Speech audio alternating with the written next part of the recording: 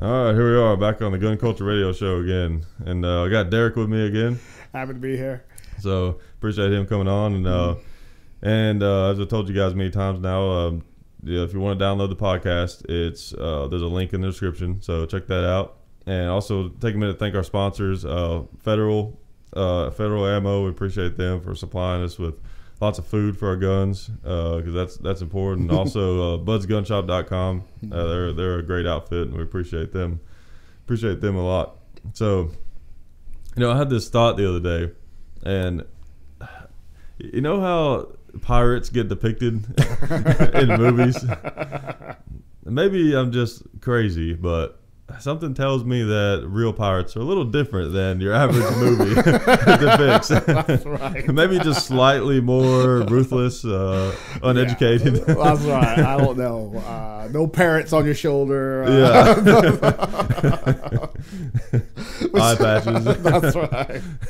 I think Blackbeard was a little bit more tougher than that. I don't know. That a lot of hand-to-hand type stuff, I'm sure. Weapons weren't that reliable back then. Yeah. What we talk about, flintlocks, wheel locks. Yeah, depending on the time. Yeah, but I think most of the time you think of is like the pirate heyday flintlocks. Yeah, exactly. Most of it was close quarter type stuff. Yeah. Once they came up with the railing of that ship, it's time to get down. Yeah. A lot of hand-to-hand stuff. What's that movie? Russell Crowe. Master and Commander. Oh no, I've seen parts of that. It was good what I saw, but I haven't seen all of it. Not necessarily a pirate movie, but there's some great shipboard fighting. By God, yeah. So the British kicking butt. I know this is a G-rated show. British kicking butt. PG-13, ladies and gentlemen. So, for those of you who ain't seen it, Master and Commander by Russell Crowe. Thank you. I'm getting a royalty for saying that. Thank you. Yeah, yeah. I need to watch that whole movie.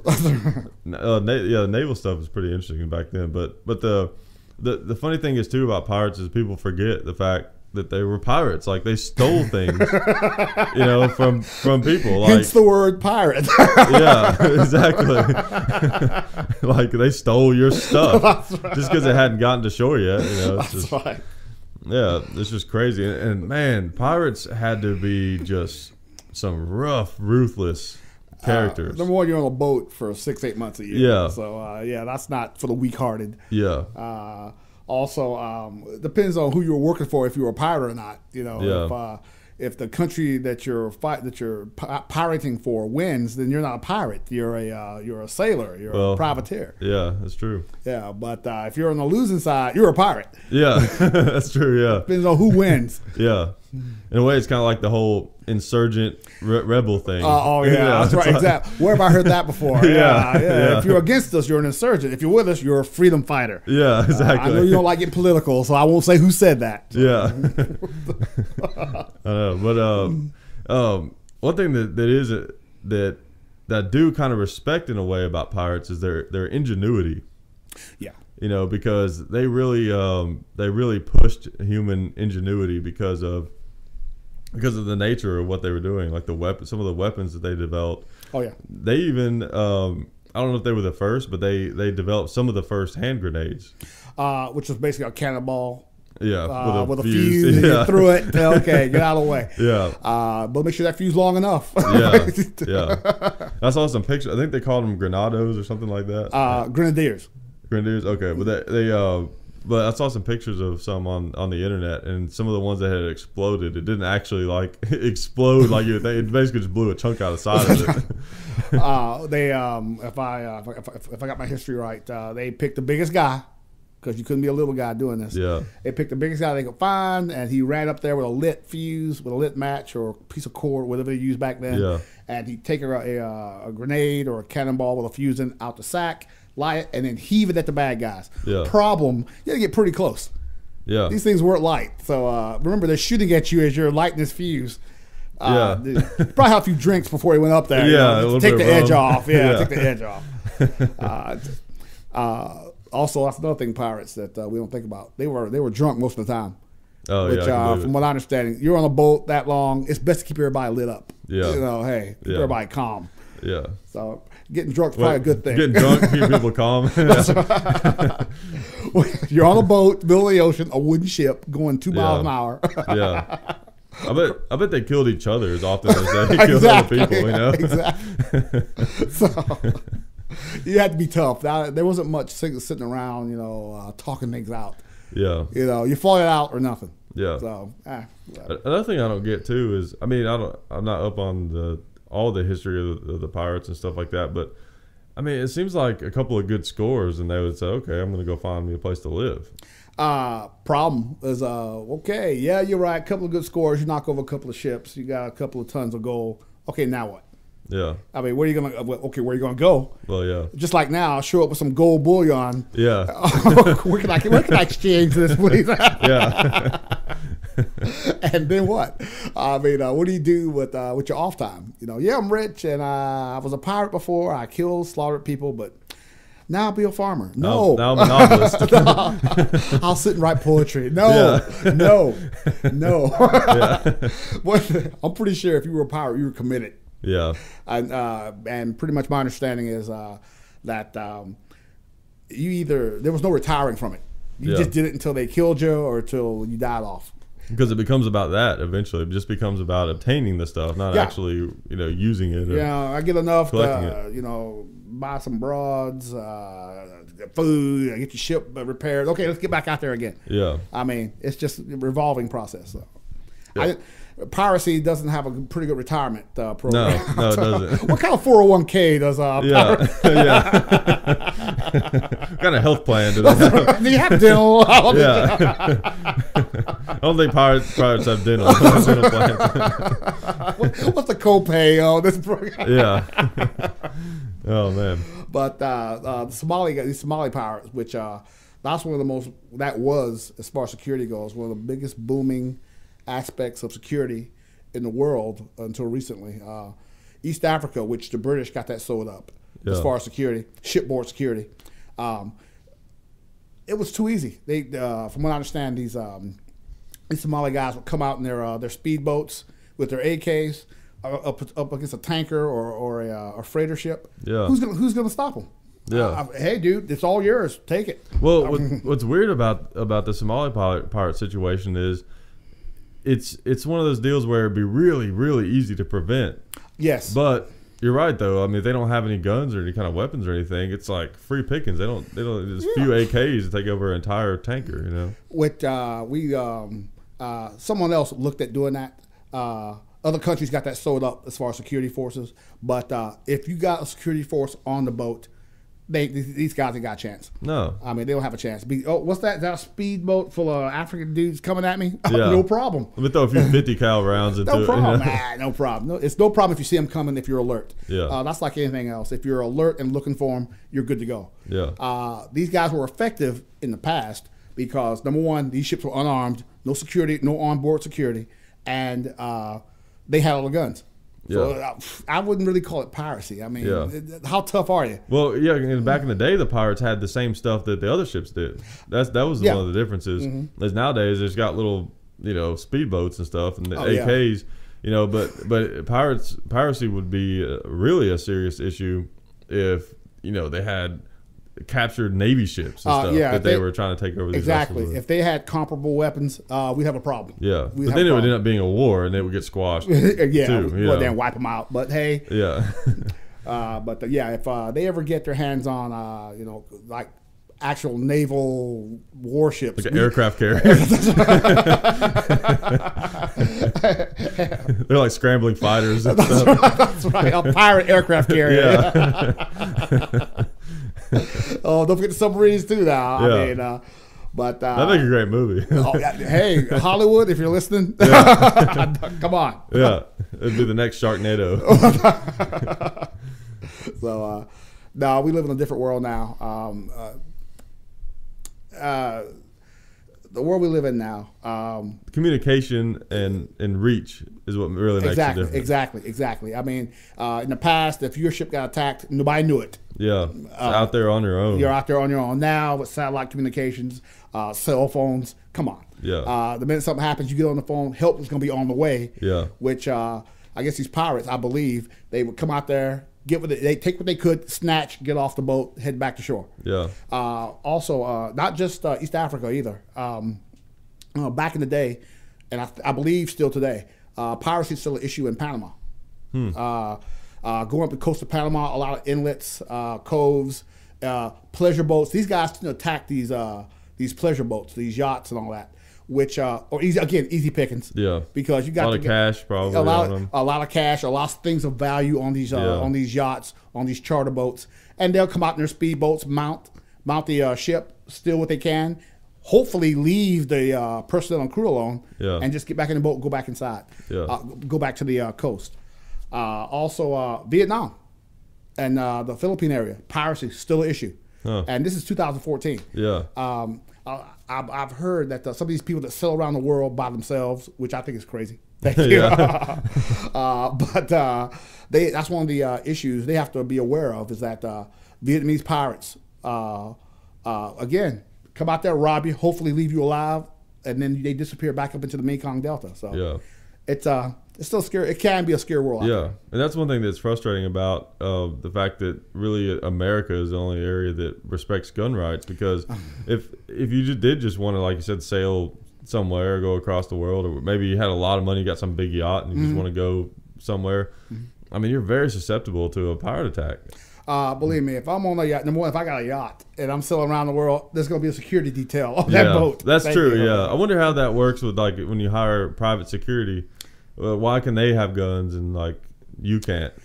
I believe that as long as you're in the international waters, you're good to go. You're not subject to any particular rules. Yeah. Once you come into that country's territorial waters, now you got a problem. Yeah. You have to comply to whatever rules that they may have. But as long as your people still in the boat, you're fine. Yeah. Example: Mexico. It is illegal for a non-Mexican citizen to own a gun, to own a firearm in Mexico. Yeah.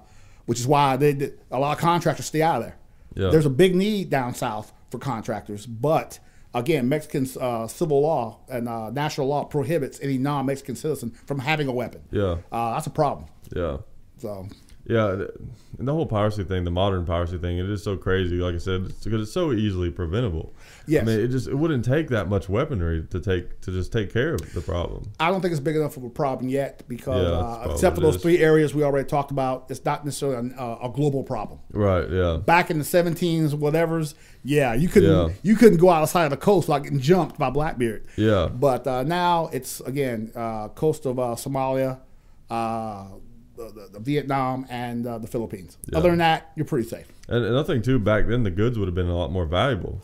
Yeah. Because it's so much harder to transport them. Like now, you can walk into a store and something's like made in China or whatever. You think of it like junk, made some other country or something like that. You don't really think anything about it. But back in those days, in the 1800s, if you went to a store and they had something from another country, it's like, wow, this is special. Now anything of real value is going to be flown.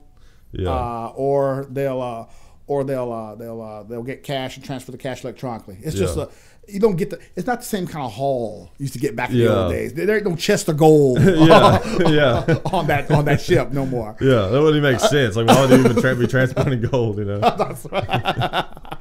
I think, what was it? I think the biggest haul the Somali pirates got, they took the ship. They didn't I think they let the crew go, but they took the ship. They got a bunch of Russian tanks. Oh, wow. No gas, no ammo, thank God. Yeah. But they did get it. Yeah. So probably sold it to whoever. Yeah. Hey. So again, there is the things of value to get out there, but not like the old days. Yeah. Like those Spanish. The Spanish would transport these fleets of ships full of gold from the New World back to Spain. Pirates were all over them. Yeah. But not that way anymore. Hey. Yeah. But it is just funny though how people's idea of pirates is, Which I think that's what people have, is the old 1700s Blackbeard, eye patch. I think that's the image most people have. Yeah. Which it ain't true anymore. Yeah. But that's the image we have here in America. Yeah. Yeah. And it's funny. It's kind of like what it's kind of like is when you think of like, for example, if you saw a picture of someone from the 30s and they had like because everybody dressed really nice a lot of times, like if you had any kind of job, like decent job back in the 30s, or you lived in town, like people wore like suits and those big overcoats and stuff like that. You mean unlike now? Well, yeah. But like, if you saw someone like that, a picture of someone like that from the 30s, like you tend to think gangster.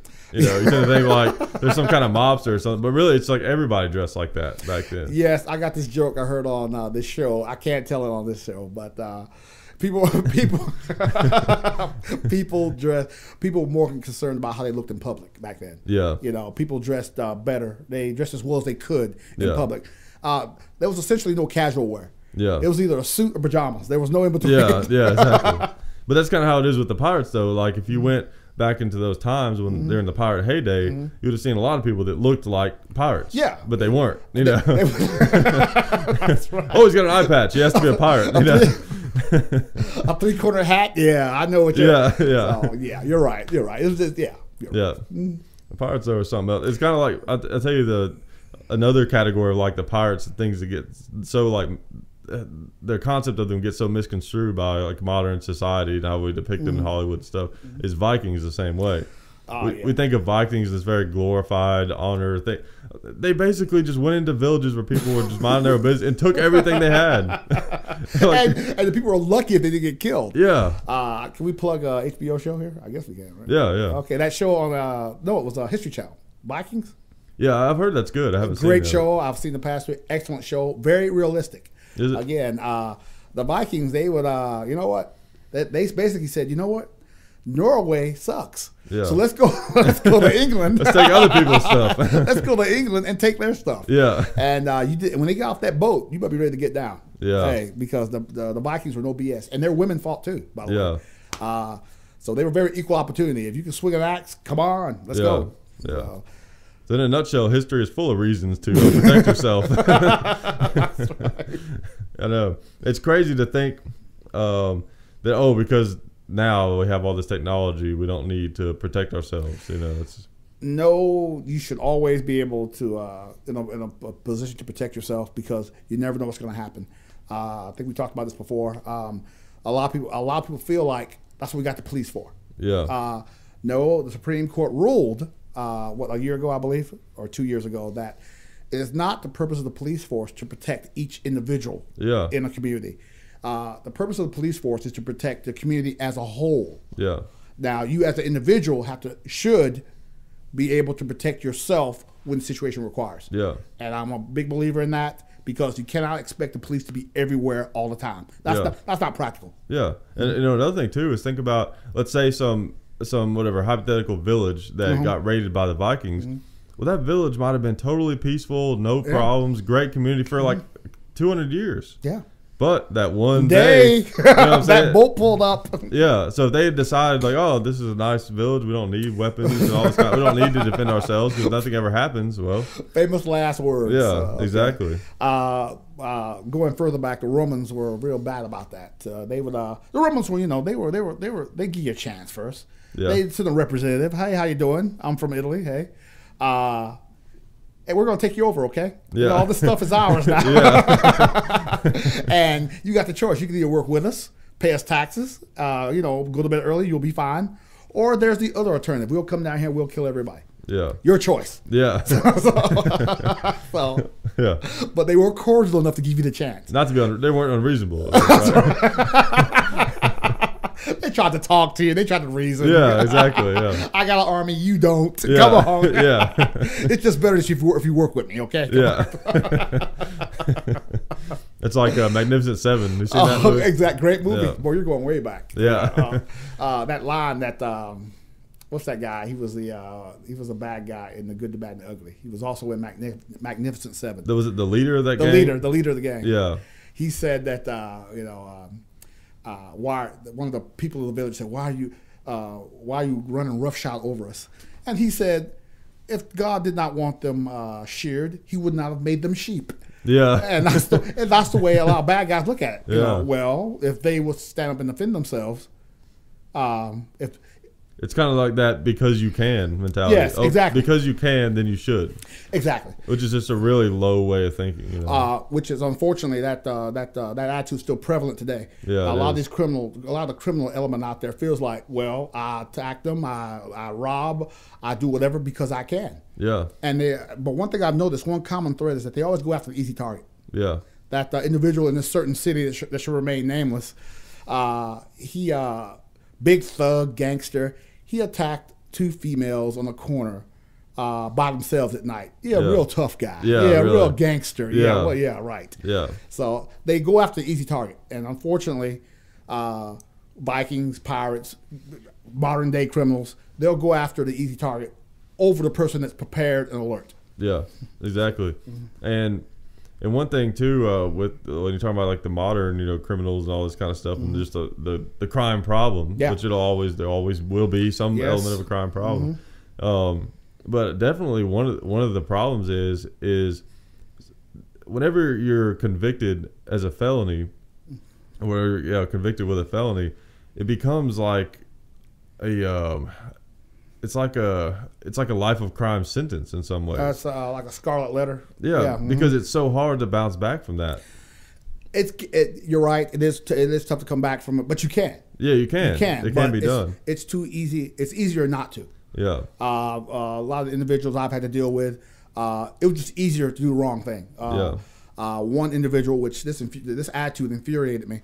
He said that he felt like it's just a matter of time until he got in trouble. Yeah. BS. It is your choice to do the right or wrong thing. Yeah. But it's easier to do the wrong thing. Yeah. To rob and cheat and steal. It's easier to do that than go out there and make a living. Yeah. So and sometimes it's such a complex issue. Sometimes we almost can unfairly judge some of these people because they grow up in these really harsh environments. Yes. And it's like they're met with the choice. Okay, you could get a job at McDonald's and like struggle your whole life, maybe carve out somewhat of a life for yourself, but it's still going to be pretty hard. Or there's this stuff floating around in the community that's literally worth its weight in gold. Yeah. And all you have to do is say, I have it, and you're instantly going to be worth a lot of money.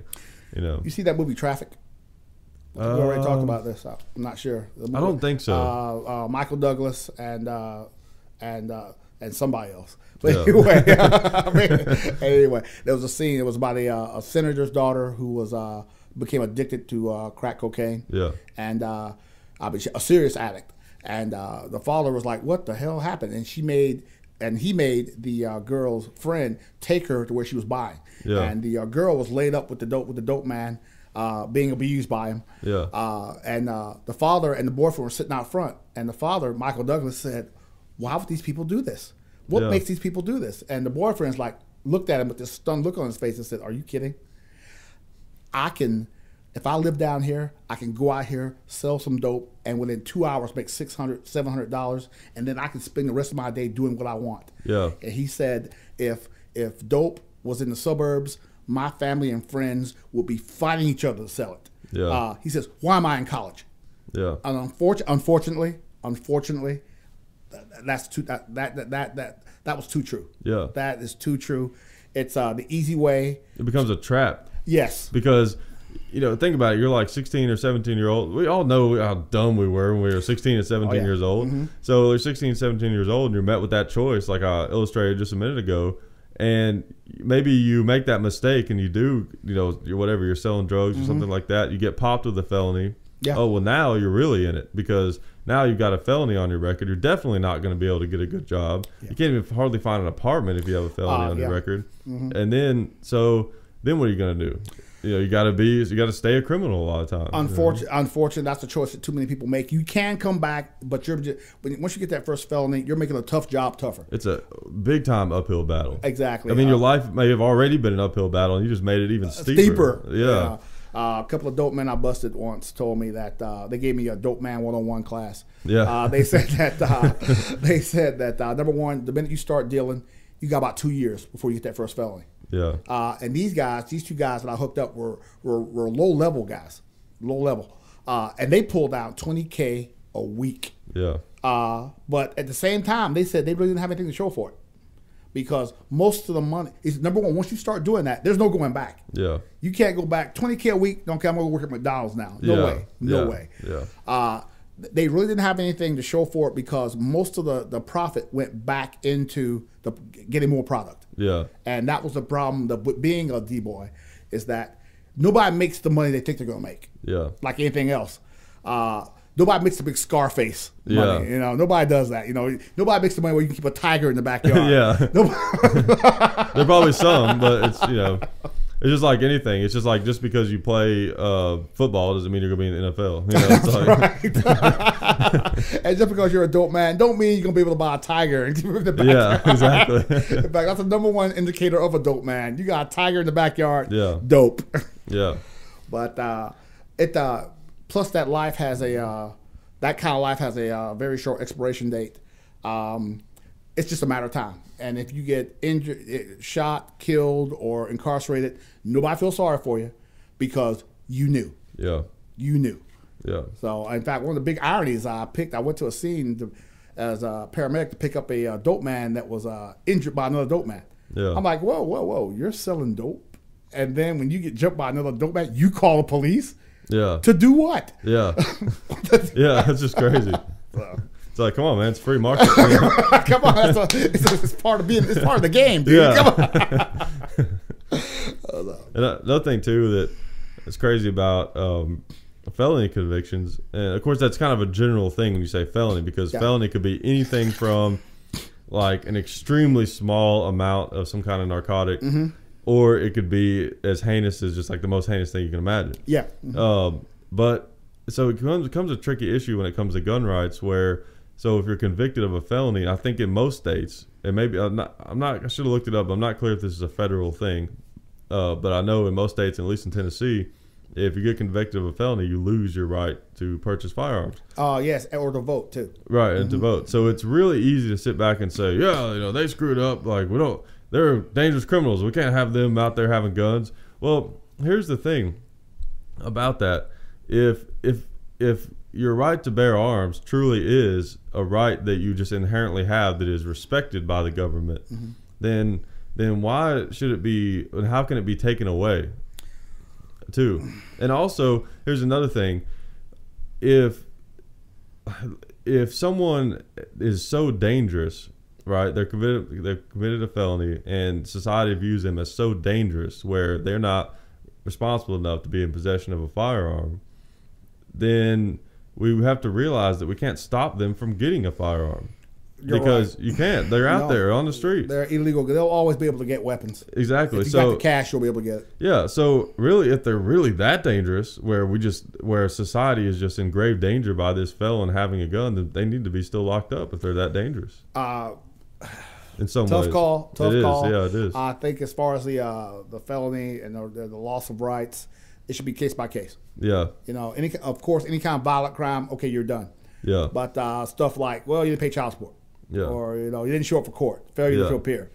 Okay. Is he a felon? Yeah, but felon small f as opposed to capital F. Yeah. So. Another thing too is like they're real quick to label people. So if someone gets busted, they're selling drugs and they have a gun on them, it's easy to make that generalization like they're a violent criminal. Well, the thing is, they have a job that is extremely dangerous. You know, that's the thing. Yes, it's a hazardous occupation. Pushing dope is a hazardous occupation. Inherently. Very. We don't know what caused this person to start doing this. I'm sure that I like to think that if most people have another route to go, they would take it. Yeah. But unfortunately, most people that turn to that don't. Yeah. Or it's just easier. Yeah. You know, it's easy to be judgmental. It's very easy. Yeah, and I mean, and they do it to themselves. That's the thing. Yeah, they don't have to sell drugs. Exactly. Even if they live in these really just poor, impoverished areas, they don't have to sell drugs. But still, I mean, I'm kind of a believer in second chances to an extent. True. And the whole felony thing where you lose your rights and you lose your gun rights, it doesn't give people much of a second chance. And the thing with the gun rights too is like, it all kind of ties in. So if you're selling drugs just because of circumstance or whatever, you know, maybe it's even like, you know, your mom's medical bills, you can't pay them, or, you know, there's reasons that people get involved in it. And a lot of people, it's my experience with a lot of these people that do that. It's just their job. Yeah. You know, we have our jobs we go to. They see pushing dope. It's just their job. You know, it's dope.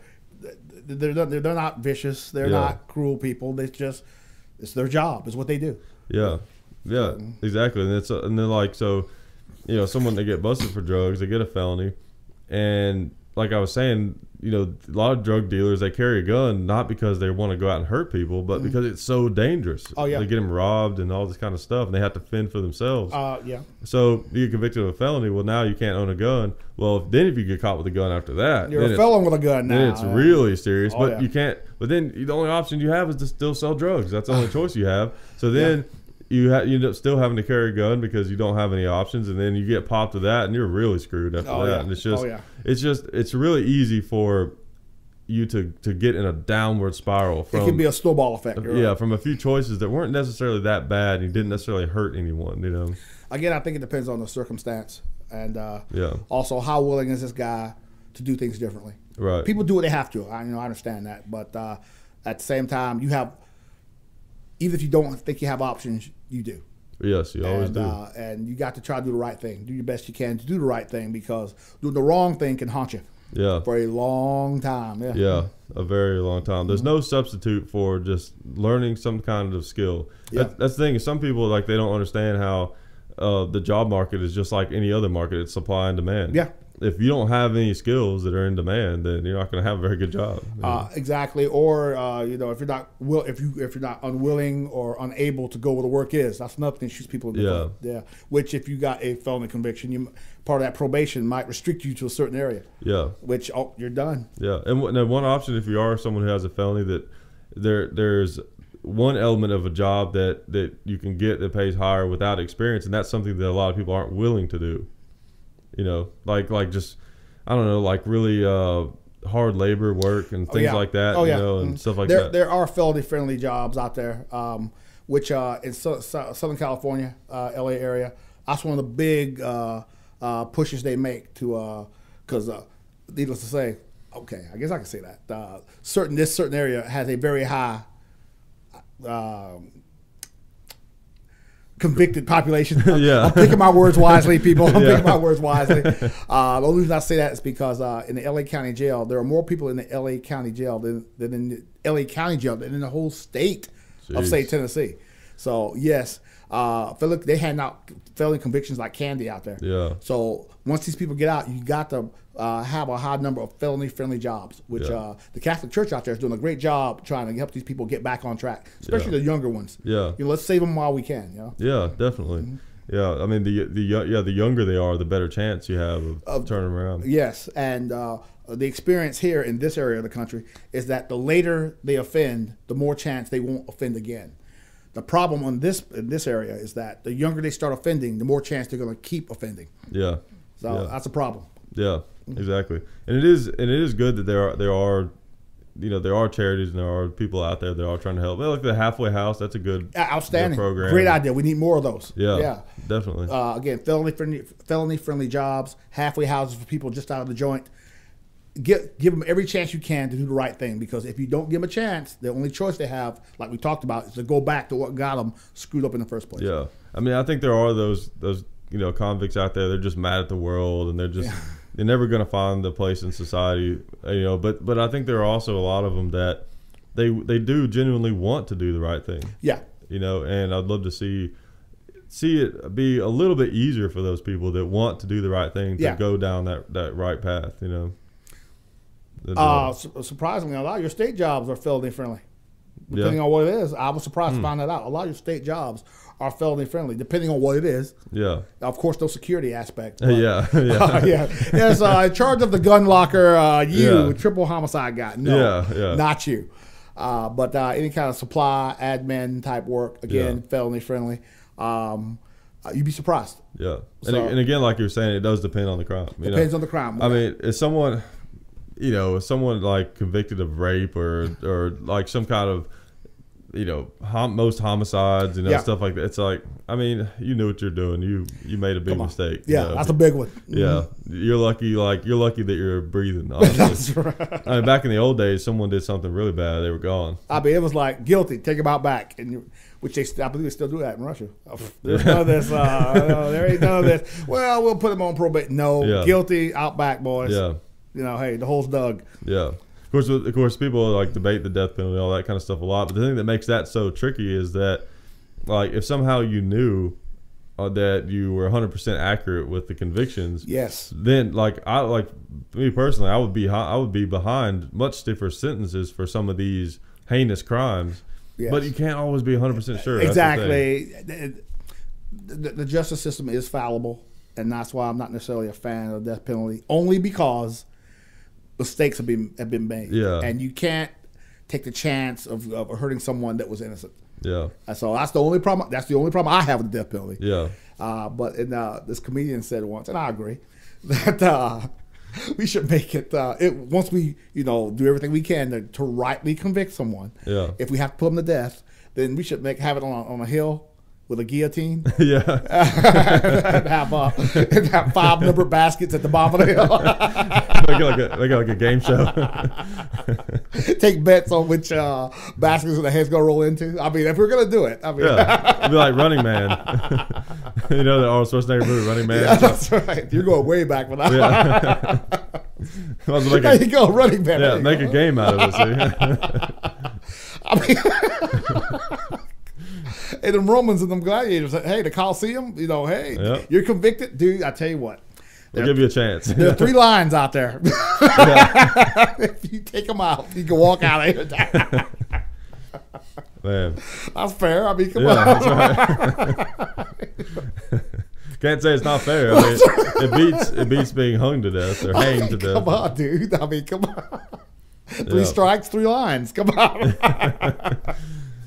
Oh man! So okay, of course that would be cruel and inhuman. Yes, people, I want that said. Yes, we don't believe in cruel and inhuman punishment. We're firm believers in the 8th Amendment there. Yep. So. Oh man! But fun to think about. Yeah, definitely. Hey, we don't have to always be serious.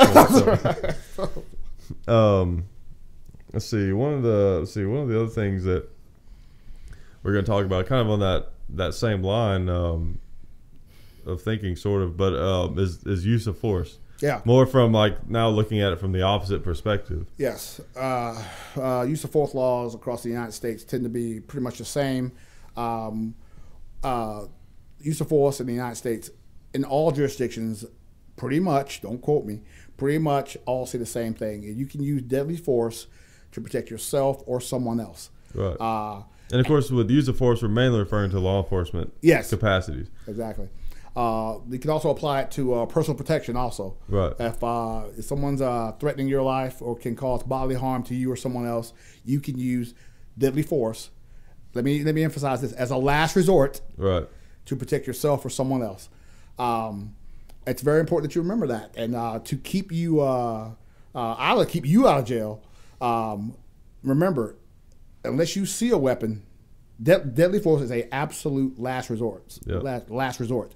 And if you see a weapon, and is that weapon a threat to you, you've got to remember that. Got to remember that. If you follow those guidelines, you should be fine. Yeah. Anything short of that, there'll be a lot of questions. Yeah. There'll be a lot of questions. Yeah. Like there is no law that says you have to lock the door of your house. And some guy walks in. Hey, you felt a threat. You might respond a certain kind of way.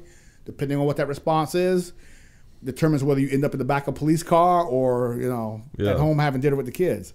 So very important. You got to use your head. Yeah. Hey, remember that Dean guy in Florida that shot those kids in Jacksonville? It sounds familiar. That name sounds familiar. I can't remember his first name, but last name was Dean. The way the story went, these 3 male blacks were in a SUV already parked at a gas station. Dude drives up with his girlfriend. The black guys had the music blasting. They had word. The Dean told these guys to turn the music down. They started having words. Oh yeah. That, yeah. And then dude pulled out his little 380 and started blasting. Yeah. Wasted one of them, and then as the other 2 were driving away, he kept firing. Mistake number 2. Then this guy left the scene. Didn't call police. Left the scene. Guys old late. Left the scene. Went to the hotel. Saw that someone had died at the scene. Didn't call the police. Jumped in his car. Started driving home. Man. Thinking that nobody saw his car, but fortunately witnesses and videotape had his car and his license plate. They were at the house waiting for him. This guy's story was he was going home to to talk with family that had law enforcement ties. What the heck does that mean? Yeah, really. Doesn't make sense. What does that mean, dude? Yeah. So he ended up. They had 2 trials. They convicted him for second-degree murder and attempted murder for the 2 kids he was shooting at. Then they had another trial, and they convicted him for the one he killed. Yeah. So again, another improper. He was a big gun guy. I hate that. Yeah. He was supposedly a big gun guy, which I don't believe. I think he was just a person that owned weapons. Yeah. It wasn't that he knew what he was doing, because that would have never happened if he was a properly trained, level-headed, responsible gun owner. That would have never happened. Yeah. So he was just someone with a really itchy trigger finger, exactly. basically, which those guys are very dangerous. I hate that. It makes us all look crazy. And if you have a weapon, it is a heavy legal, civil, and moral responsibility. Yeah. And you do not use that weapon only as a last resort. There's none of this. He says it at the trial. He said he thought he saw a gun. Yeah. BS right there. Yeah. The kid either had a gun or he didn't. Yeah, you don't think. Exactly. You see a gun. Now, was that a broom handle or a shotgun? No. Yeah. It was a gun or it wasn't. Yeah. And then after they pulled off, even if you did think they had a weapon, after they pulled off, you continued to fire at them. Yeah. Big never mistake. You never do, because that's not self-defense. That's offense right there. Which goes back to the use of deadly force. Up until 1985, there was a fleeing felon rule. Yeah. If someone supposedly assaulted you, and then even if they stopped and ran away, you could still legally shoot at them. Yeah. But in 85, I think Tennessee v. Gardner was the case. It became illegal to do that. Yeah. The Supreme Court ruled that once that person stops assault, is running away from you, he no longer constitutes a threat. Yeah. So you cannot legally fire at him. I think there is a clause though where if that person has just in front of you has done something he just murdered someone. Yeah, just witnessed him. Yeah. Yeah, because then you're protecting future people that he might kill or something. Possibly, but again, I'll look it up, boys and girls. Yeah, definitely. Yeah. But I'm thinking there's some kind of clause like that, because if you think about it, it does make sense. Like if like active shooter situation. Yeah. Mm-hmm. If you're in an area and you just saw a guy shoot a bunch of people. Yeah. And then he sees you have a gun and he runs away. Mm-hmm. Well, he's probably just running to go somewhere else to shoot a bunch more people. So that's a situation where I think you might be justified in shooting. But again, like the way I look at it, you got to know the law. But to me, morals become before the law. True. You just saw this man shoot down a couple of unarmed people. Yeah. Like those people out in Vegas. Yeah. The Walmart you're talking about? Yes. Yeah. The only problem that armed civilian tried to confront him, which the only problem I have with that is that he should have went out to get them. Yeah. You sit back, let them come to you. Yeah. He didn't know how many of them were out there, which got him killed because he walked right past the female to go after the guy, and the female wasted him. Yeah.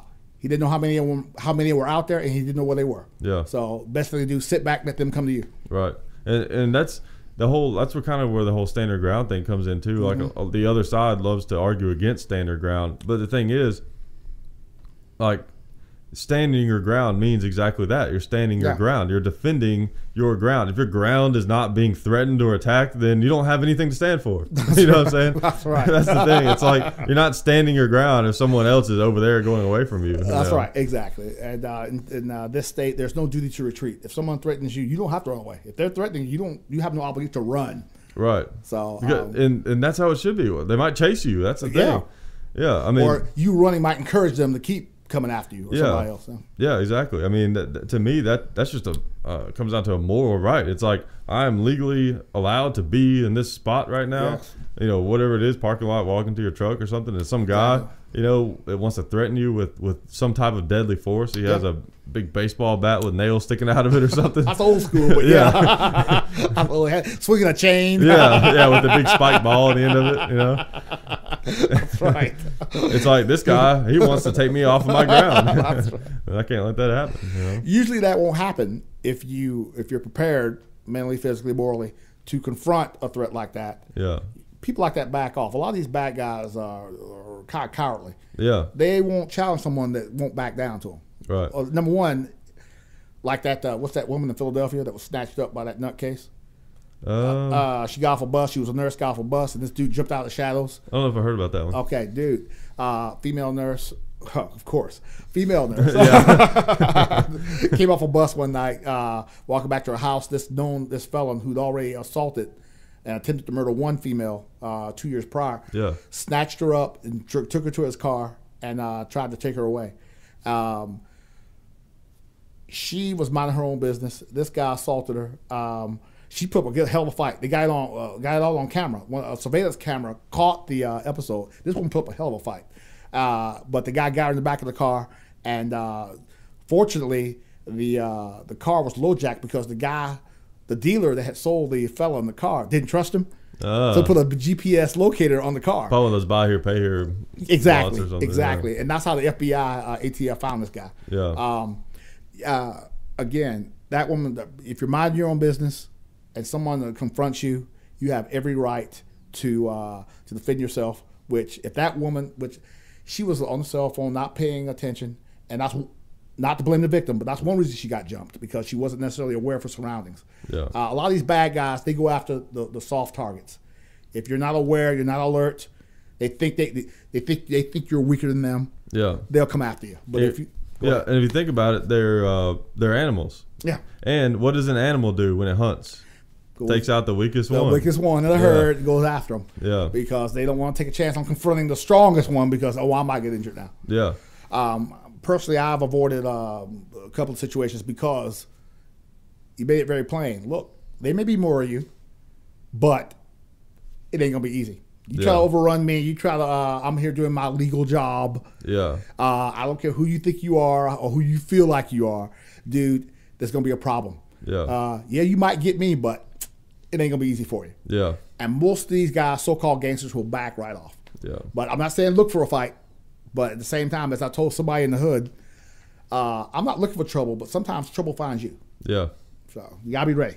Yeah, it does. And just the nature of just gang activity, it's all about intimidation. That's the name of their game. Mm-hmm. You know, even some stuff I was reading about back to the Pirates thing about the Pirates is that was one of their big tactics, was intimidation. Like I actually saw something, I don't know how true it was, but it said that Blackbeard would put fuses like on his hat. Oh yeah, so light them. Yeah, yeah, like light him so he would look like demonic. Yeah, they have scary.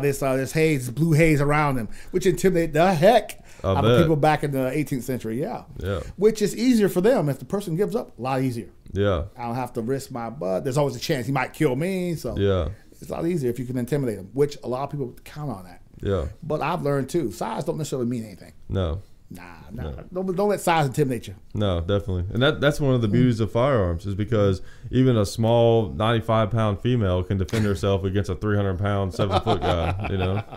By God. Only she has a 45, right? By God. Yes, that's right. So you can't be intimidated. There's too many bad folks out there, bad things out there. I'm not saying look for trouble, but at the same time, if trouble tries to find you, you be ready. Yeah. Yep. Definitely. One thing, have you ever fired a suppressor before? Not a big fan of them. Not a big fan of suppressors? Okay. Before I make any enemies out there, I can't see why. Yeah. Your average civilian, I personally, no one else, speaking for myself. Yeah. I can't necessarily see why your civilian needs a suppressor. Yeah. I think you're asking for trouble. If there's any kind of incident at all, if there's the hint of an incident, hey, ain't he the guy with those suppressors? Yeah. Also, a lot of questions come up. Yeah. I don't personally have a use for one, but I guess it's one of those you can have it. Well, it's kind of interesting. Like, suppressors have been available to the public for a long time through the federal hoops you got to jump through. Mm-hmm. Yeah. But recently they've really taken off. And what's interesting is actually, so we tend to think of them in terms of like the movies, like the Hitman and stuff like that. Yes. Yeah, and they're not. And the thing is, like, they're not that quiet, of course, as they are. They're not. You mean it's not that little click? No, not at all. It's more like, they sound more like kind of like a nail gun or something like that. Oh, okay. All right. There you go. You just blew another image, another Hollywood image. I know. Just a little click and they're gone. Yeah.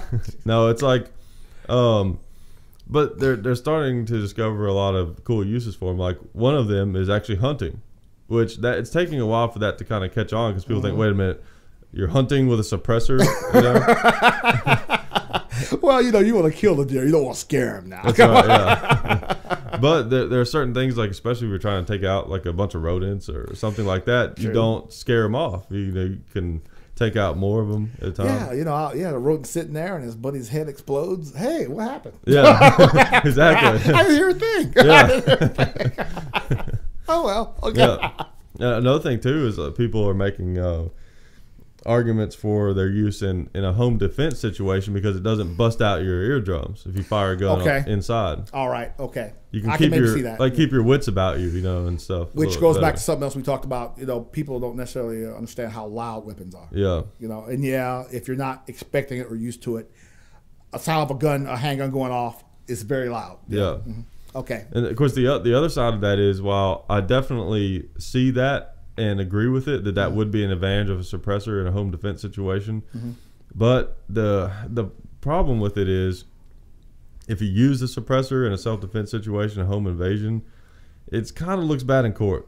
You know what I'm saying? Yeah, good point. Good point. Does the advantage of the suppressor outweigh the disadvantage of how it's going to make you appear in court? Yeah, you want to, I can see what you're saying. You want to appear complete as the victim, which you are.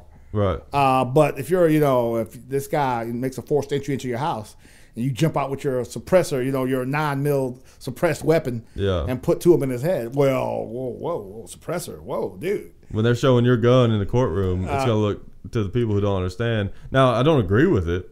It shouldn't matter. It just makes your gun quieter. Yeah, and plus the guy broke into your house. I mean, come on. Yeah. Does it matter if you use a suppressor or not to kill this intruder? Yeah, he's still dead. I mean, that's the thing. It doesn't matter. But still, though, you have to, as ridiculous as it is, you still have to consider how things are going to look in court. Well, again, it's perception. Perception. Like if you had booby traps sitting around the house. Yeah. Which is illegal, by the way, to have those in your house. And I mean, it should be, because that's an accident, because it's indiscriminate. That's the problem. Exactly. Okay, clear up a myth for me. How many rounds can you put through a suppressor? Like before you have to clean it? Yeah. I've never actually cleaned a suppressor, but based on what I've been told by a guy that we get some suppressors from and stuff, he says, I mean, probably like a few hundred rounds or something like that. It depends on the caliber and, of course, how dirty it is or something like that. But you can fire quite a few. The problem is not so much the suppressor getting dirty, it's the gun getting dirty, because all of the gases and all the unburnt powder and all that kind of stuff, it comes straight back. It comes straight back into the action. So, like, if you're shooting a suppressed handgun or rifle, one thing you'll notice is when it's empty and you take the magazine out, there'll be smoke just coming out of the magazine. Okay. Because it pushes all that junk back into the gun, so it makes the gun really dirty. So that's one fundamental flaw of suppressors, is reliability. Okay. All right.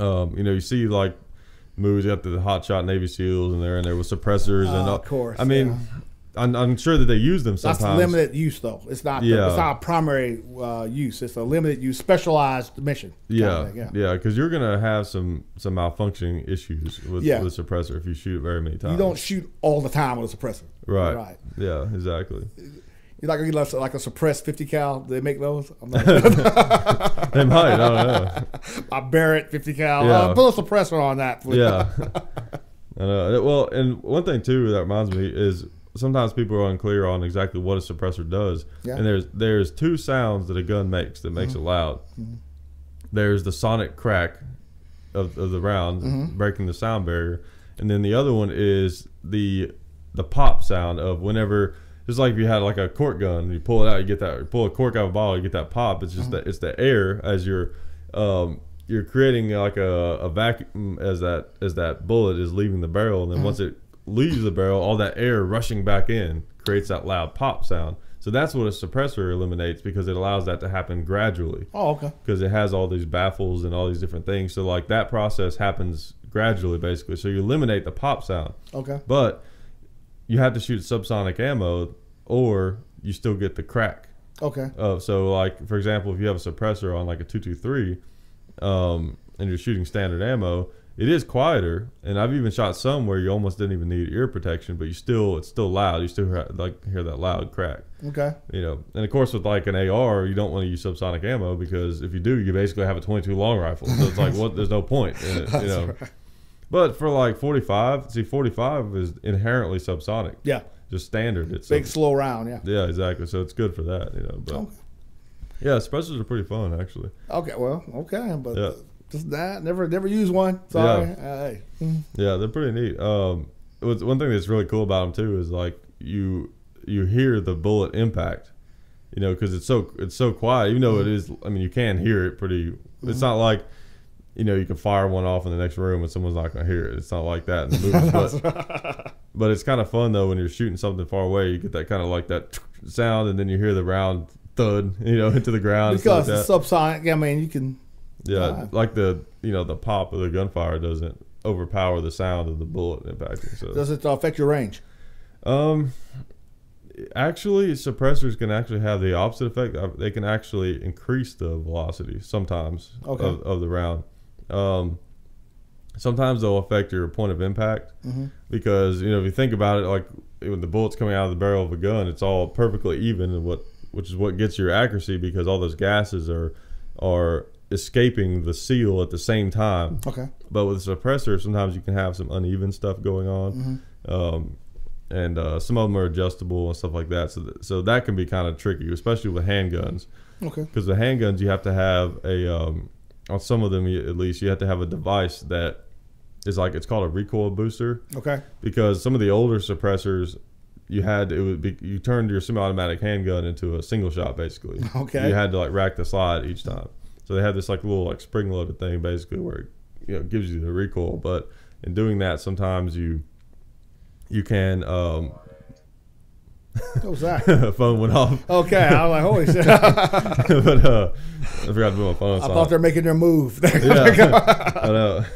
The joints are coming. Oh man.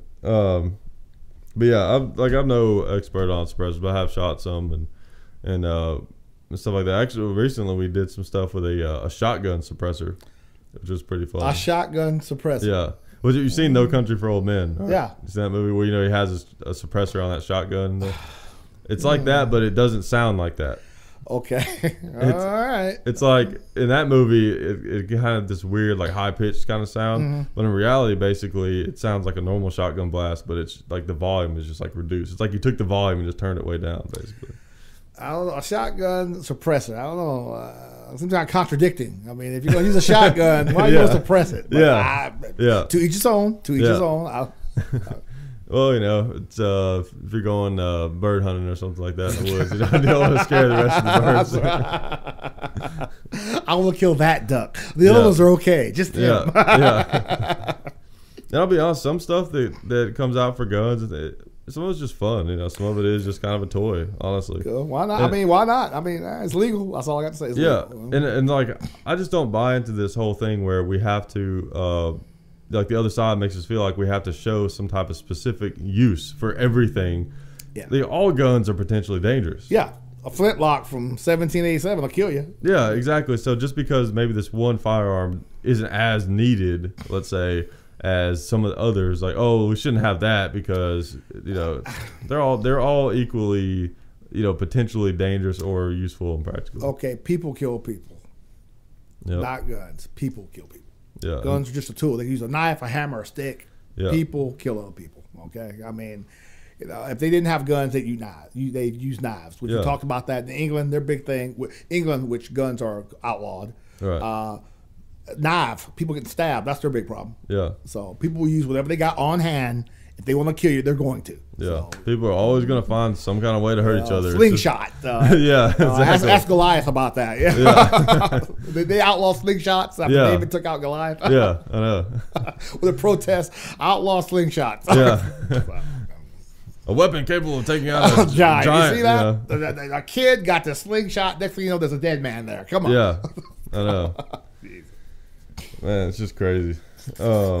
Because of some comments that I've been getting on some of the YouTube videos and things.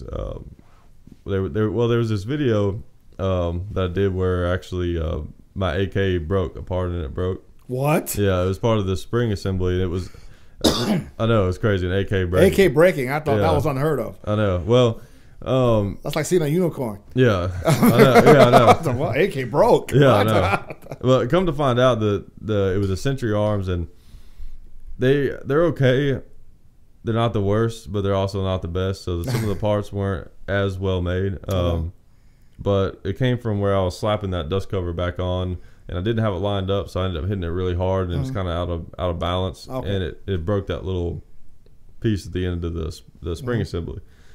And so anyways, I posted a video about it, you know, to show people, because if people are thinking about buying that gun, they need to be aware that that's something that could happen, you know. Hey. And so I got a lot of comments on that video. So, that's what you get for buying American, or should have bought this or whatever. Americans can't make AKs. Everybody knows that. Yeah, exactly. You know, gotta have Russian, Czechoslovakian, Romanian. Come on, they're the AK Chinese. They're the AK people. Come on. Yeah, exactly. But you know, it kind of wanted to make the point how it's really a generalization to say that you know, America can't make this, or you know, if you want a good version of this, you got to buy it from this other country and all this kind of stuff. Now there are some consistencies. You know, the AK originates from Russia. What? Yeah, it does? Yeah, amazing revelation. My God, I don't believe it. The Russians make AKs? Yeah. Oh, God. Jesus. So it's like, it comes from that part of the world. So, you know, it's not unreasonable to think that, okay, the best ones probably come from there. And it's probably true. The best AKs probably are the Russian ones. They swear by the AK. The Russian, in fact, the Russians call it Mother AK. Yeah. They swear by it. They think, in their opinion, M4s and M16s are too delicate. Yeah. You can't do nothing. Which they have a point. You got to take care of a M4. They are a little more delicate. You got to take care of them. You got to. But an AK, the ones they make especially, are rugged as crap. Yeah. I mean, you cannot do, well, except for the American-made ones, apparently. Yeah. You can't do nothing to them. Yeah, well, and that was the point I was going to make. Like, even though probably the better ones maybe come from Russia, but the thing is, there's nothing that says that an American company can't make a good AK. Because Americans make good guns, Russians make good guns, Austrians make good guns, Bulgaria. I mean, there's lots of, even there's a lot of good Turkish guns coming out right now. So it's kind of a generalization to say that, oh, because it's from this certain country that has to be bad, or you know, all these kind of things. Because I think honestly, as the AKs, now the AKs have been popular, of course, forever, but as far as the American market, your average civilian buying guns, the AKs are really growing in popularity. They're affordable. Yeah, that's the thing. They're affordable. The larger caliber round, they're simple. Ammo's a little cheaper. Exactly. I mean, I hate to say it, being an Army veteran, but the AK, it's, again, affordable. It's accurate enough. Right. It's accurate. That's all I can really say for it, accuracy-wise. It's accurate enough. Yeah. And very simple, to the point. Yeah. Any kind of AR, M4, M16 type weapon, you need to train. You need to train. You got. It takes a little bit more to take care of it, and a little bit more to shoot it effectively. Yeah. Better overall weapon. I will say that the M4, M16 series, better overall weapon, but not as rugged as an AK. Yeah, it's like a thing. It's a trade-off. Yeah, you're right. Exactly. Yeah. And the former Eastern Bloc and Russians, they tend to say the same thing. It's a trade-off. It's like, AK, it depends on what you're using it for. Right. You know, if you want some pinpoint precision shooting, you might not want an AK. Right. You know, hey, about time. But after a few hundred yards, it'll do the job, though. That's you know? right. But if you're trying to pick off something at 700 yards, you probably don't want an AK. You don't want an AK. Nah. Yeah. In fact, I don't know about you, but the best shooter I've ever seen, the most effective use of an AK, a trained shooter could get a good tight shot group at about 80 yards. Yeah, from like standing. Yeah, but anything beyond 100 yards, yeah, it can be done though. They will. I'm sure it can be done. The gun will do it. Yeah, but I've heard that I think once you start getting out to like the 350, 400 yard range, that's when the accuracy of the gun does start to kind of break down and fall apart a little bit. I mean, but and the makers of the AK never intended for it to be used for that. Right, it's short. There's a mid-range. Short range. Yeah.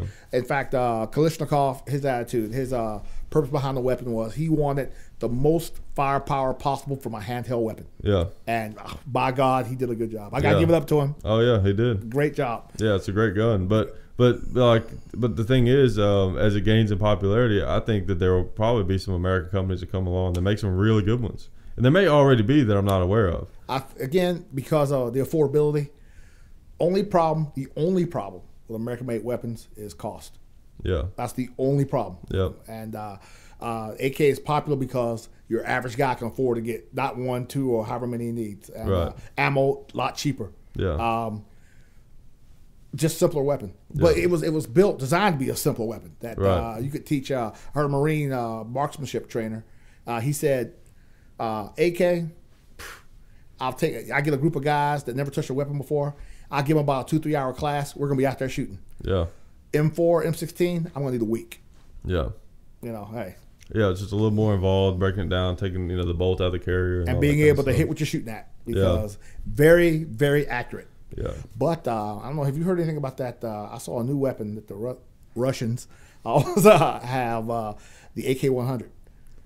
Oh yeah, I mean, you told me about that before. I'm not sure. I need to look that up. I'm not very familiar with that. It's a brand new weapon. Only their special operations people have it at this time. It is a. I think whoever has that weapon, the other guy's got a problem, because that weapon it has the ruggedness of an AK with the accuracy of an M4. Well, I don't know. Yeah, I don't know if this is like the same thing or not, but I know some guns that are starting to surface now is these AK-AR hybrids. You heard Which about I those? think that might be the AK-100 might be that. That might be what it is, because there's some guns coming out now that if you look at them from a distance, they look like an AR, but they don't have the mag well. Is one of the most noticeable things. It doesn't have that big mag well that sticks down, and it takes an AK magazine. I think the Russians have learned, and they've modified their AK. I think that's going to be a real vicious weapon. I mean, hey, it's got the ruggedness of an AK with the accuracy of an M4. Yeah.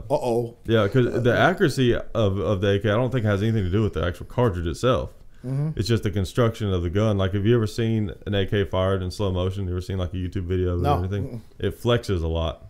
Because everything's real loose, I thought. Yeah, well, everything's real loose, and just because you have that long bolt throw and it's big and clumsy and giant piston in there, it's just a big clumsy and it pushes all any kind of dirt debris in there. It'll just knock it right out. Yeah, which that's what makes it so great. I mean, everything's loose. You can shake it and you're good to go, man. It's like an old 1911. That's by God, yes. By God, yes. People complain about like the old 1911 rattles. That's kind of what you want. That's what. Hey, it works, man. It works. Yeah. 100 years. I'm sorry. In case for anybody who don't know, I am a strong advocate of the 1911 thing. All you Glock people, it's okay. It's all right. I know. It's okay to like different guns. That's right. Yes, it is. But as for me, 1911. Yeah, 1911s are great, man. I love them. But anyway, back to the AK-100. That it is a brand new weapon, and I can't. Well, it'd probably be too expensive for your average guy to get their hands on. Yeah. And I'm sure the people that again, only Russian special forces have it now, so it's going to be a while before we see any over here. Yeah. So, but it makes sense though. I mean, the AK is a great design, great and rugged, but it does have some limitations. Yes. As far as the function of it, like for example, it used to be that they'd always have the bolt handle on the right side. Of course, you're left-handed, so you probably rather have it that way. But since as like training is developed, they realize, okay, well, you want to make sure you want to keep your trigger finger hand on the gun and be able to work the action with your left hand. So they had to come up with some kind of weird tactics for the AK. Now, for you, it probably worked great, but where you either turn the gun sideways to rack it, or you go like up around the magazine and do it. And it's a little bit awkward, Practice. Yeah, you practice it enough. I've seen some people do it really smooth and stuff, but still, it's, whenever they start messing with the AK design a little bit, having that bolt handle on the other side would definitely be advantageous, especially to right-handed people and stuff. They've tweaked the design, like they went back to like the AK-74. Yeah. It's been an evolving weapon. Yeah. And they learned that the original AK has its advantages, but it could be better. And I think that's what they're doing now. They've improved the original frame design, and they've come out with an outstanding weapon, which I can't believe I'm saying that. Yeah. But depending on what you use it for, it's a good weapon. Yeah, I think that there's definitely a common ground there between like the AR and the AK that could really make for a great rifle. Also, they make what's that AK version of a shotgun? The Sega 12. Yeah, it's an AK shotgun. That's all it is. Yeah. And, again, there's nothing to go wrong. Yeah. It works great. Yeah. People love it. Those are sweet. I heard one guy say that when the end does come, and it will, right? And it will, that there's going to be AKs out there. Yeah. I mean, I believe it because the Russians gave anybody that wanted one, they gave them. They just passed them out to him. Yeah. And so great weapon again. I'm not gonna knock it. I used to when I was on active duty. Hey, get that crap out of here. Yeah. No way. But now, you know what? Now in hindsight, great weapon. Yeah. If it came down to a shootout, though, it depending on what I'm doing. Yeah. Depending on what I'm doing, would determine if I'm going to use an AR or a AK. Yeah. So I have to say that as much as I love the AK, when it really comes down to it, I'm probably still going to stick with the AR. Like if it's a situation where, you know, we're running to the hills to to the hills to fight off, you know, the aliens or whatever it is.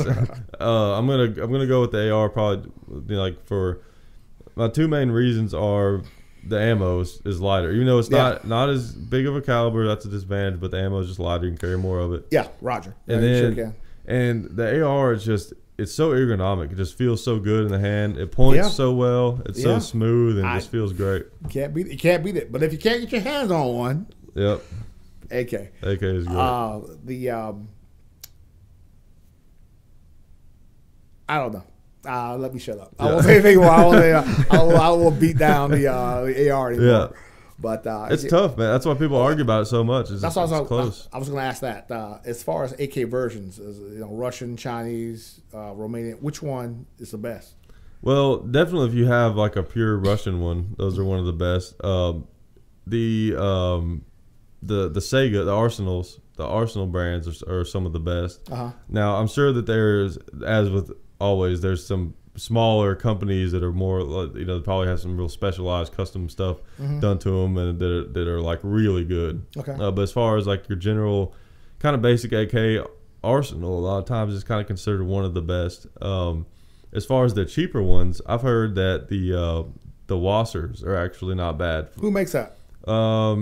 They're made in Romania. I think they might be imported by Century. I'm not sure exactly. I'm not completely clear on that, but some people trash the Wassers, but I've heard a lot of people say like for the money they're actually a pretty good AK because you can get it for like $550. I saw one at this certain place around here that AK brand new out the box $370.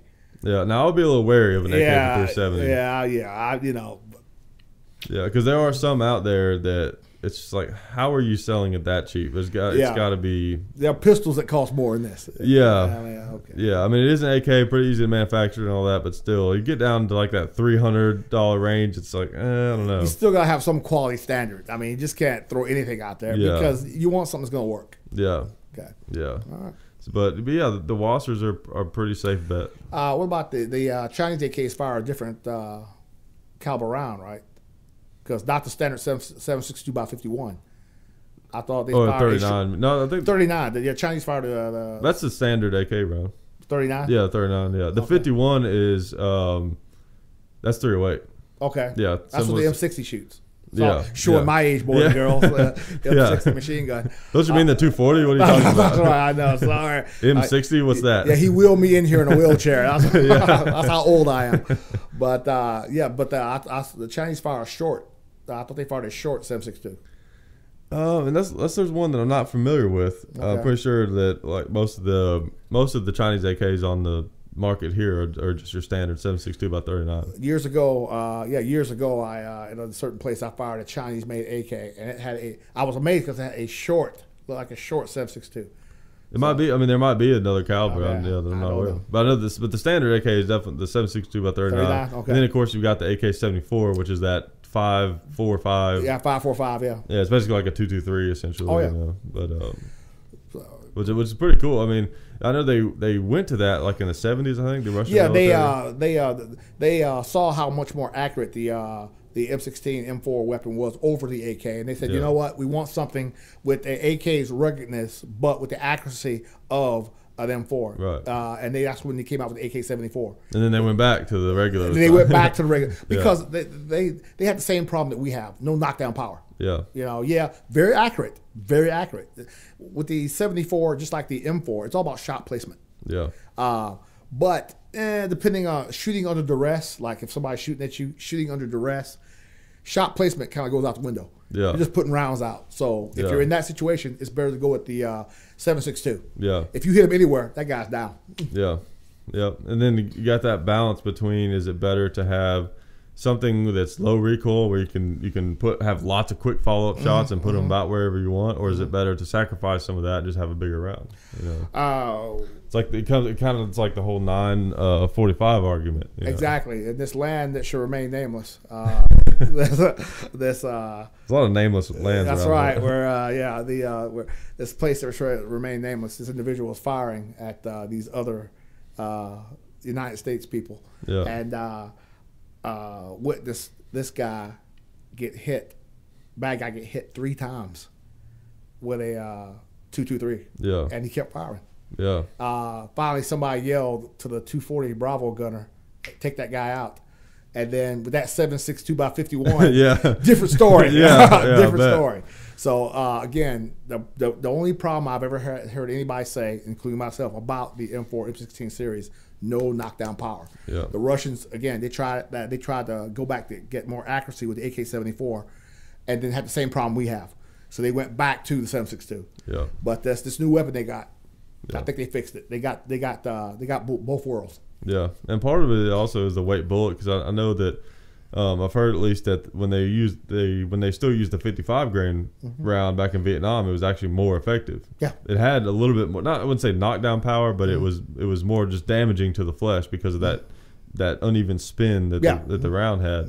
But at some point, the military went to 62 grain or 64 grain. I believe 64, I believe. Yeah, something like that, because it was more accurate at long ranges, but it ends up being a drill bit, basically, and you don't get that kind of weird spalling kind of effect, Shot placement versus knockdown power. I mean, back in the, that's why we have the 1911, because back when the United States fought the Moros in 1898 in the early 1900s, they used a 38 revolver. Yeah.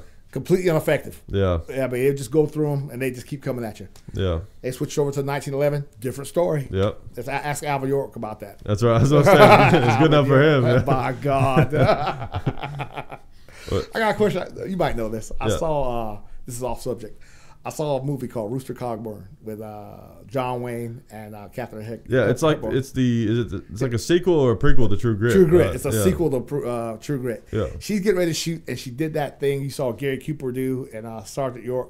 He wet down the sights. Oh yeah. Does that work? I'm trying to remember what that does. He's like, I like wetting down my sights before I do some shooting. I think maybe what that does is it get like if your sight is dirty or something, or maybe it's like you're cleaning it, or it says it cuts that. He said in the movie, I don't know, it cut that on glare. You just wet your sights down for some shooting. Yeah. I'm not sure. I know that they would like smoke up sights. Yeah. For that.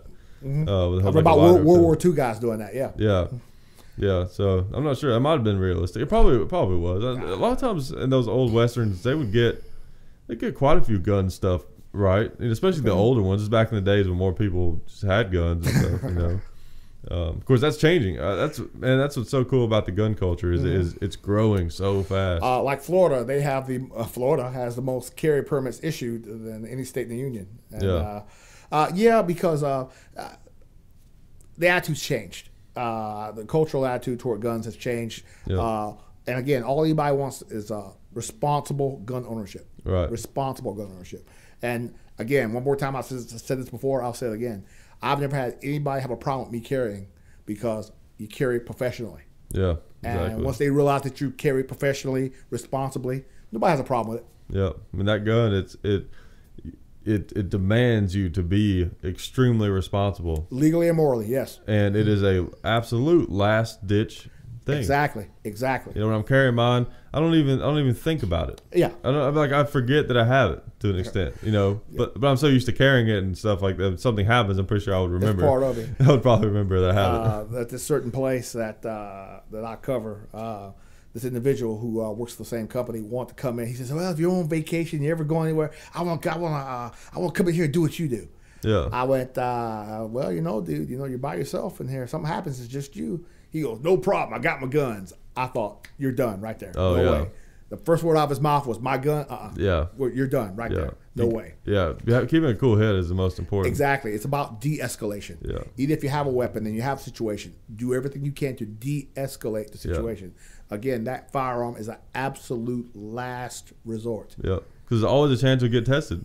Like I was on my way to a parents' house to shoot some Hickok 45 videos. By God. And on the way, I mean, I sort of initiated the situation, I guess, to an extent, but like, so this truck and this trailer like just blatantly cut me off on a motorcycle, and it was so bad to the point where I had to like, you know, really like slam on the brake and get over into the other lane, and all this kind of stuff, you know. So it took some effort to keep from rear-ending this guy, and. So I went around. I was like, at least this guy deserves a finger, you know. Okay, at least at the minimum. At least, like, I mean, this guy about caused me to wreck on my motorcycle. Like, at least he gets that. So I, you know, flick him off, and I just go on. And probably shouldn't have done it, you know. But I was pretty mad. But so, anyways, I go on, look at my rearview mirror, and this guy is barreling down after me. Like, okay. Here we go. Here we go. Right, one of these. Okay. So I was like, okay, he's going fast. Maybe he wants to go by. So I'll let him pass. Yeah, exactly. So I get over in the next lane, and he comes up beside me, and he's getting all close to me and stuff. And I told myself, I was like, okay, I'm going to pay very close attention to what this guy's doing in case I need to evade and get over into the ditch or something. But I'm just going to act like I don't even notice him. I don't care. I'm just going to stay in the lane. So that's what I did. I just, hey, you know, stay in my ground. I got every right to be in this lane. Ignore him, yeah. Yeah, so I just kept staying in that lane, and he tried to threaten me and scare me and get over and act like he was going to run me over. And this went on for like a few miles. And I just kept going, you know, and stuff like that. And then eventually he got tired of it and just went on. Yeah, which was the best thing to do. Just ignore them. Don't respond to their BS. Yeah, and of course I ironically actually had an AK in my backpack. Because I was bringing it out to the range. You'd have it strapped across your back? No, you couldn't see what it was because I had a sock. The barrel was sticking up out of the backpack, but it had a sock over it. Okay, all right. So you couldn't tell. But I had my pistol on me and stuff, and so I knew that like worst case scenario, I'll just pull over. And if he stops, it's like, okay, well, dude, what's gonna happen? Dude, there's gonna be a problem, and you're gonna be on the bad end of it, dude. Yeah, exactly. And that comes down to the cowardice, honestly. Maybe he thought I was a coward because I flicked him off. But I mean, come on, he cut me off. You're in a truck. You're in an 18-wheeler, dude. Why are you chasing some guy on a bike? Well, I mean, it wasn't. It was just a pickup truck with a trailer. Okay. But again, yeah, the guy's on a bike, man. Come on. Yeah, let it go. Road rage it's a real issue. Yeah, it is.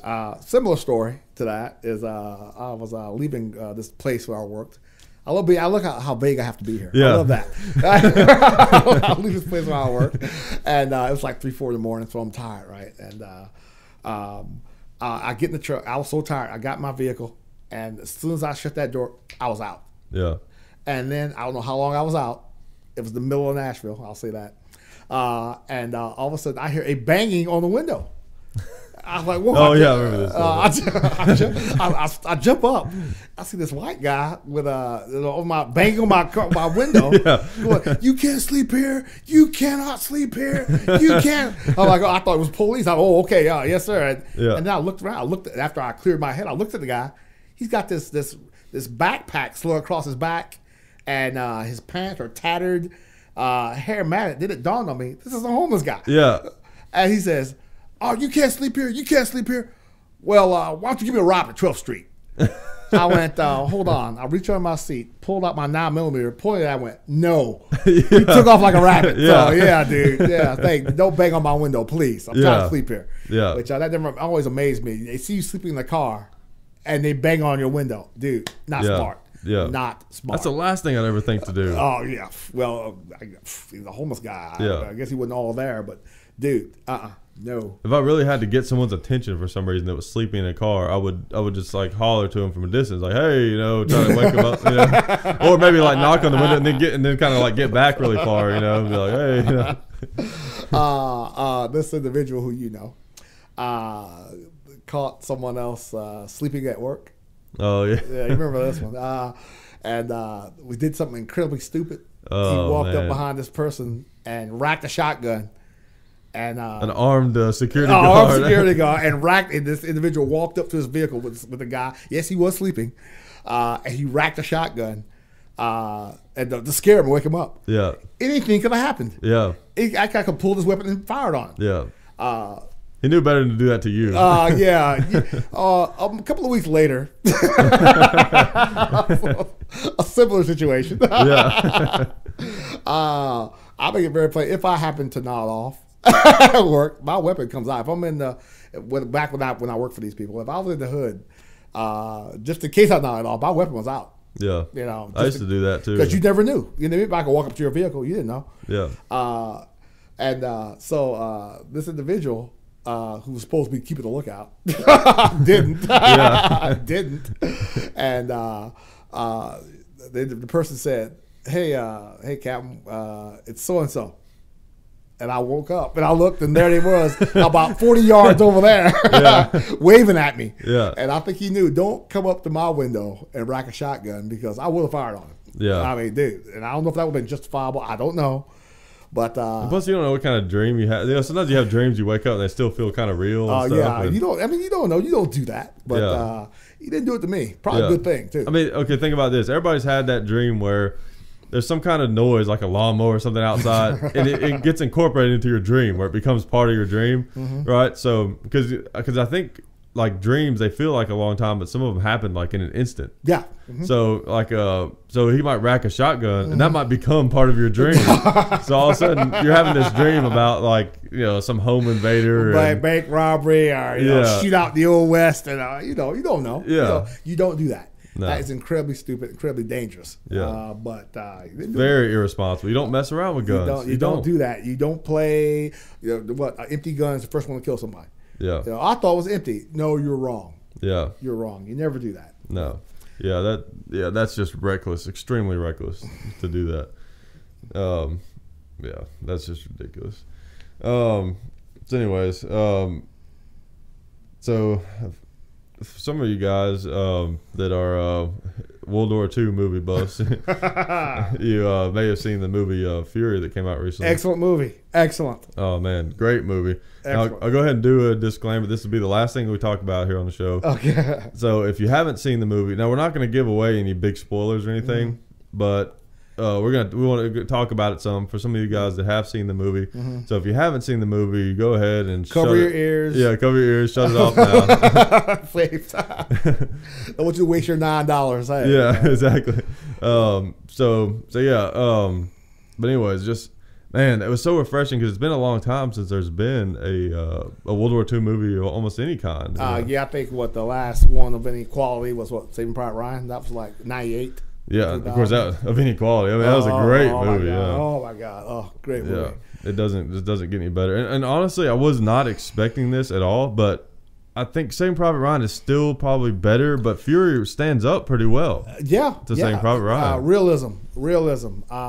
They got the look right. The feel was right. It's just the whole thing. The whole thing was done very well. Yeah, and the tank seemed rough on the inside. Oh yeah, it wasn't neat and clean. It looked like you think a tank from World War II would look like. Yeah. Not clean. These people have been at war constantly. Yeah. For 3 years. So yeah, they're gonna be nasty, dirty, unclean. Hey. Yeah. And their attitude too, the way they carried themselves, the kind of attitudes they would have, seemed appropriate. Yeah, the characters really made sense. The guy, I forget what his name was, but the guy that he was the loader. Shia LaBeouf. No. Well, he was the shooter. Oh, right? no. Yeah, he was a gunner. Yeah.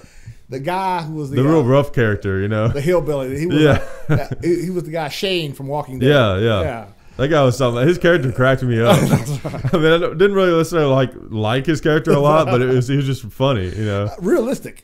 Who knows what this guy was like before the war started? But after 3 years of being with Brad Pitt and everything they've been through, this is what the war's made him. Yeah, so, exactly. Who's definitely a product of the circumstances. Exactly. He'd probably be the okay kind of once he got back home. If he had, I almost gave something away. So. But I have to say though, Brad Pitt's character was just unbelievable. Yeah, I mean the character he played was just so great, and the contrast where at times it's like you kind of wanted to not like him, you know, because he seemed kind of like let's see, I can't think of a family-friendly way of describing his demeanor at certain times. Nice person. Exactly. Yeah, but we're PG-13 here. Remember? exactly. But then like there were certain scenes that were carefully done where you got the sense where it's like he did it because he had to, or for your own good. It was the way he was for the good of his people, and he wanted to get all his people through this and get them all back home. Yeah, like the scene, new guy. Yeah, like the scene where he tried to toughen up the new guy. Yeah, like you really kind of go, wow, he's kind of he's not that good of a person. And then that scene where it shows him where he's sitting there and he's like almost crying and he's got the gun just laying on the ground, and it's like really got the sense like that actually, even though he seemed like a hard ass basically, like that doing that kind of hurt him a little bit, Well, like what you get a lot of is there's a defensive callousness. Yeah, you're hard. You don't care. It's a defense. It's a defense mechanism. To avoid being completely scarred by the environment that you're in. Yeah, you'll see that, and sometimes when guys were deployed, but that's all that was. It was a front. Yeah. I thought that was really cool how they tried to show that and everything. One thing I thought was neat was like just the no BS throughout the whole movie. Yeah, I mean, that lieutenant, the new guy, new lieutenant just showed up with a clean uniform and fresh face. Everybody else is all, dirty, grimy, for a week's growth on your face. What do you want, sir? Yeah. And one of my favorite scenes, like the small scenes, was the one where they went into that one town where which is where like he met that girl and all that time when they first went in there, and they see some people surrendered and a bunch of like kids and stuff, and then there's that one German guy and they're like, SS guy, like, is that the guy that's been hanging people? And it was like, yep, and it was like, shoot him. That's right. And it wasn't like those movies where it's a big long drawn out dramatic scene. It was just done. It's like him, and then what guy, the infantry guy went over there wasting him. Okay, let's go. Yeah, exactly. No problem. Hey. Yeah, it was great. Well, we didn't talk about this. I mean, come on. Yeah, come on. Yeah, exactly. Done deal. Hey, what's the problem? Yeah. So great movie. Outstanding. I'm not going to say Academy Award quality, but very good. Yeah. A lot of action. Very good. Yeah. You won't be wasting your money by seeing it. Yeah. It was just, man, it was just so raw and so real, and like. And the tank rounds that were flying by, that was kind of scary. Oh yeah, I've read accounts of that German 88 millimeter anti-tank gun. It traveled at the speed of sound to almost twice the speed of sound. Wow! And it made that high pitched whine as it shot past you. Yeah. It could go through an American tank at a mile. Wow! So very very effective. Yeah, that's scary. And but I gotta think a tank is. I think what we have now, believe it or not, is worse, more effective than what they had back then. Oh, yeah. I saw this tank in the desert. American M1 had hit it with a Sable round, which is the big depleted uranium tipped round. Yeah. There was about a 6-inch diameter hole inside the tank, inside this Russian Iraqi T-72, about a 6-inch diameter hole. I walked up to the side, looked through the hole, could see through the other side. Everything, 5 guys and all their equipment had been sucked out that hole. Oh, wow. That 6-inch diameter hole. And other than that tank was completely functional. Wow. We got in it, started, and drove it around. Dude. That's crazy. Oh, my God. Oh. Like I said, I just hope it was quick. Yeah. I can't imagine how it wouldn't have been. 6-inch diameter hole, 5 guys. That's just insane. Oh, my God. Oh. Yeah, that's insane. It hurts to think about. Jesus. Yeah. Oh. Yeah. But, it's probably a little drafty in that tank now with a big hole in it. But just that one hole on one side, out the other. Other than that, the thing was completely functional. Yeah. So, oh my God. But great movie. The look was great again, and I think the way people looked, the way they showed the American GIs, people was haggard, tired, sweat. Yeah, because they've been fighting for 3 years. Yeah. And this is the last month of the war. Yeah. Who wants to get knocked off the last 30 days? Yeah. I mean, I survived 3 years just to get killed on 21 days before it's over. Come on. Yeah, because there's always a last guy to die in every war. Yeah, who wants to be that guy? Nobody wants to be him. Yeah. Nobody wants to be him. Yeah. And ironically, one of the last people to die in the Civil War actually happened a few years ago. Because there was actually a guy that was it's not funny, it's sad, but like I had to make a joke out of it, but it's still weird and ironic. But some guy was digging up looking for Civil War stuff on a Civil War battle site and dug up one of those canister cannonballs. It was unexploded. It blew up. Well, yeah. That ordinance says you don't mess with it. Even though it's 150 years old, it's still still go up. In Germany now, before you dig a hole anywhere in Germany, you have to get a a survey crew to come in there and use ground penetrating radar to check for unexploded bombs. Yeah. The place where I was in Germany called Fitton Army Airfield, outside a town called Mainz, Germany, 40 miles south of Frankfurt. Yeah. The Americans that bombed the crap out of it in 1944. And if you looked over, there were craters everywhere. 50, 60 years later, you can still see where the craters were. And there were a lot of underground bunkers. And when you're out there doing your guard duty late at night, you hear these steel doors on the ground slamming shut. And whoa, what was that? Yeah. What was that? That's crazy. So, oh my God. I'll tell you what, we really have it good here. You don't have to worry about where we're walking the woods and mines. Stepping on a landmine, blowing yourself up. Yeah. So. Hearing a click and then just being like, now what do I do? Oh, Lord. Yeah. Oh, Jesus. In Bosnia, you got me on a roll. Yeah. It was at a checkpoint, and they told us, okay, look, if you see anything, you have to inspect cars for bombs, because car bombs are the big thing. And you opened up this hood, and I looked at I didn't want to be there. I had a bad attitude. I ain't gonna lie. Yeah. And I looked down, and I see what looks like a little green canister right next to the battery. And I went down there, I pulled it out and went, hey, is this a bomb? Like, throw it. I threw out the field that was covered with landmines, and we left it out there. Hey, no problem. Somebody else's problem. If you want to get it, walk out there. I dare you. Yeah. So, you're right. We're lucky. We're more lucky than we know. Yeah. Yeah, we really are. Well, all right. I guess we'll conclude this radio show and try not to tell you any more lies. And that's right. It's been enough of that. We'll save some for next time. By God. But we'll do it again and talk at you some more. And we appreciate you guys listening. And we will talk to you later.